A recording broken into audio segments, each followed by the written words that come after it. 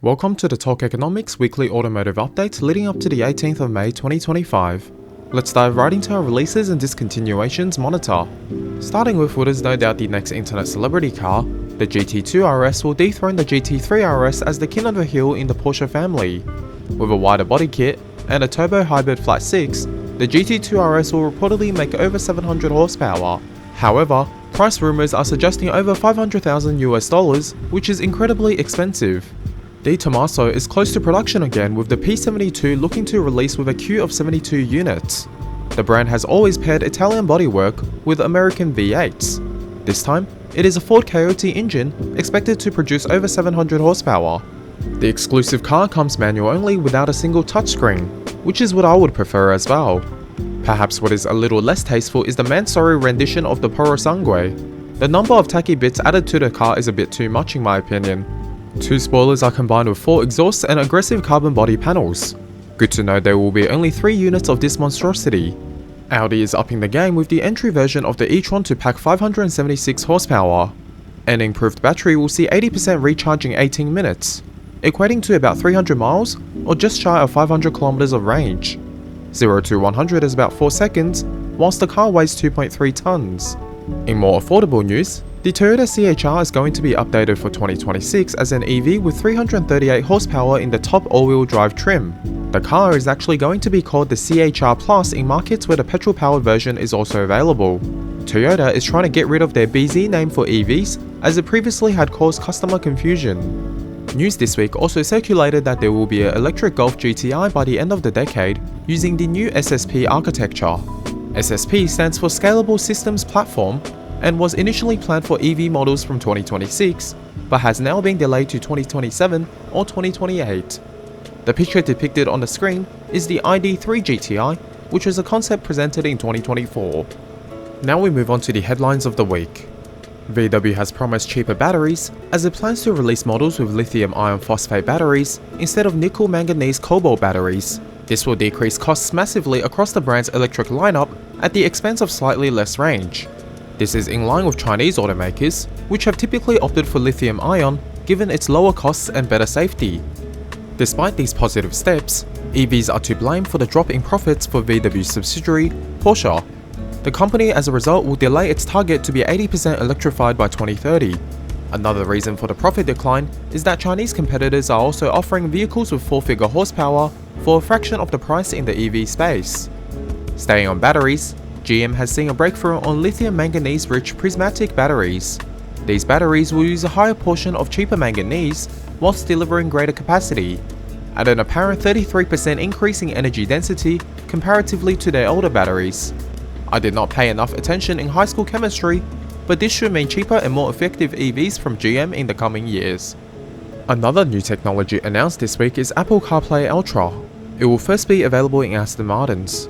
Instead of traditional Apple CarPlay, which is simply an infotainment integration that mirrors information that can be displayed on the phone, CarPlay Ultra is a complete integration of the information with the car. The driver panel becomes part of the CarPlay experience, whereby information such as speed, range, and location are displayed. I think this is part of the technology suite left over from when Apple wanted to build a car themselves.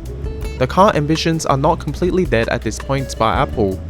Moving on to an interesting study, which shows that Mazda Miatas are the least driven cars in the US on a yearly basis, equating to 5,000 miles, which is only 41% of an average car. It could be that these cars are often used for track days only, or that they are midlife crisis mobiles. Moving on to motorsport before we talk financial news. Verstappen was seen in a GT3 Ferrari earlier this week, where he was able to set a class lap record. His racing abilities are unquestionable. This was further proven by his win on the weekend at the Emilia-Romagna Grand Prix. The Driver Championship now has Verstappen within 24 points of Piastri. What was more interesting at the Grand Prix were the 2 crashes during qualifying. Yuki had a very bad crash, as did Frank Colapinto. Mick Doohan, the father of Jack Doohan, which was replaced by Colapinto, tweeted sarcastically, "Very impressive." On to tariff news again. The good news is that tariff between the US and China has dropped dramatically in a temporary deal to help the economy. Most manufactured goods are now only subjected to 30% import tariff to the US and 10% to China.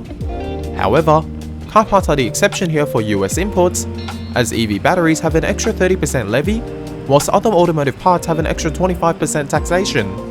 Regardless, the biggest beneficiary of this appears to be Tesla, where they had previously paused exports to China due to tariffs, but this has now resumed at the 10% tariff rate.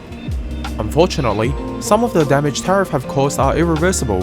Nissan is cutting 7 car plants, citing tariff as a partial reason for the massive loss the company had endured in the last financial report. In other US government-related news, the House budget proposed to kill EV credits, amounting to $7,500 per vehicle. This means that by the end of the year, if enacted, affordable EVs that are eligible for the credits will become much more expensive. The EPA announced that it wants to eliminate the stop-start engine feature this week. However, the agency has not come to a conclusion as to how it would go ahead with it. Stop-start are designed to reduce emission, but introduces a lag between green lights to the annoyance of many. In other news, Tesla is looking for a new pay deal with its CEO Elon Musk. The goal is to reduce payment, or at least introduce a pay structure that is more consistent with car sales. Xiaomi's SU7 Ultra had lost 600 horsepower through an update conducted over the air. Safety reasons were stated to be the cause. However, owners have revolted. To unlock the additional horsepower, to bring the car back to in excess of 1500 horsepower, you have to complete a lap under a set time at circuits around China to prove your driving abilities. Xiaomi had also introduced a vented hood option upon the car's release, which costed about $6,000 US. The hood had a smaller effect on performance compared to the original promotion, and lawsuits have been filed against the company as a result. The two controversies have demoted the company's stock price slightly, but has since recovered. Moving into the "They Just Cannot Make It Right" section, there were 2 notable recalls this week. First of which is Waymo recalling its fleet for software glitches. The second notable recall involves Ford recalling 273,000 vehicles, including the Expedition and the Lincoln Navigators, for brake line issues. Now, that was all for this video. Thank you very much for watching, and please look forward to weekly videos on an ongoing basis. On that bombshell, goodbye.